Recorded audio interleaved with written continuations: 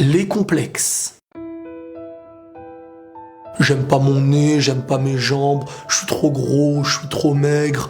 Mais arrêtez avec ça, vous êtes tous beaux. Vous avez tous quelque chose qu'un autre n'a pas. Et je vais vous le prouver de plusieurs manières. À première vue, c'est vrai qu'on va toujours distinguer le beau du moins beau et selon nos critères à nous. Mais au fond de vous-même, soyez sincère. Combien de fois vous avez trouvé quelqu'un de beau la première fois et avec le temps vous vous êtes rendu compte que cette personne ne dégageait rien? Le genre de personne qui n'espère vivre que sur un physique, sans rien lui apporter. C'est comme avoir une magnifique voiture, mais une fois à l'intérieur, on se rend compte qu'elle est vide et qu'elle n'a pas de moteur. Donc c'est bien beau l'extérieur, mais si tu n'avances pas, à un moment donné, tu vas te faire doubler, et même par les personnes que tu considérais moins beaux. Ensuite, il y aura cette personne qu'on n'aura pas forcément remarquée à première vue. Cette personne chez qui on n'oserait pas trop s'aventurer. On va parler par exemple des handicapés, ceux pour qui on a plus de peine que d'amour sincère. Alors qu'en fin de compte, ces personnes-là ont peut-être une défaillance, mais cette défaillance a fait naître tellement de bienfaits en eux. Ces personnes ont tellement enduré par la souffrance, la douleur, et aussi par le regard rabaissant des autres, qu'aujourd'hui ils ont fait naître en eux un trésor que très peu de personnes méritent. Seules les personnes qui les côtoient se rendent compte. Ils se rendent surtout compte que le vrai handicap, il est pas chez eux.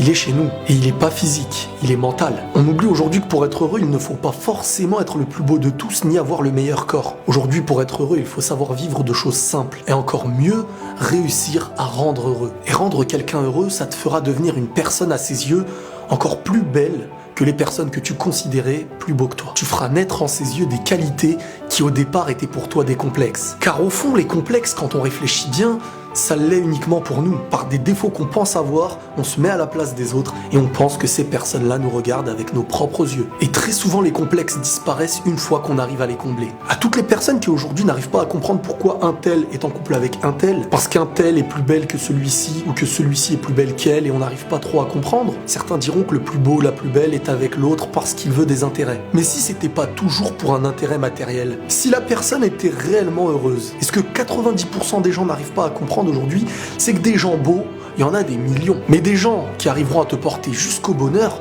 il y en a beaucoup moins. Et beaucoup se diront, mais pourquoi? Parce qu'aujourd'hui, on nous a obligés à regarder qu'avec les yeux. Et même si nos yeux au départ nous servent à regarder, on en a aujourd'hui perdu l'usage. On pleure notre beauté jour et nuit à force de passer à côté de ce qui est réellement beau. Sauf que l'extravagance a du mal à reconnaître la beauté intérieure. Et chacun ne reconnaît l'autre qu'avec ce qu'il est. Rappelez-vous des bienfaits que Dieu vous a donnés, et même si vous n'en êtes pas satisfait, dites-vous qu'il y en a qui rêveraient de les avoir. Et c'est souvent en perdant l'usage d'une chose qu'on se rend compte de ce qu'on avait. Je parlais récemment avec une personne qui avait perdu ses jambes, et elle m'avait dit, beaucoup de personnes trouvent leurs pieds moches, trop gros ou trop petits, mais moi, j'aimerais juste en avoir. Et après ça, pour dire la vérité, on se sent vraiment bête. Regardez ceux qui ont moins pour ne plus être complexés de ce qu'on a. Un jour, j'avais entendu un homme dire une chose qui était vraiment magnifique. Il suffit de regarder la différence entre les animaux, du lion au singe, de l'aigle au coq, et que chacun d'eux sont ce qu'ils sont, avec leurs différences, leurs forces et leurs faiblesses. Mais chacun d'eux apporte une chose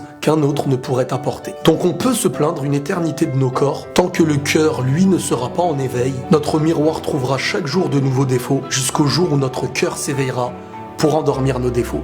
Et la paix sur vous.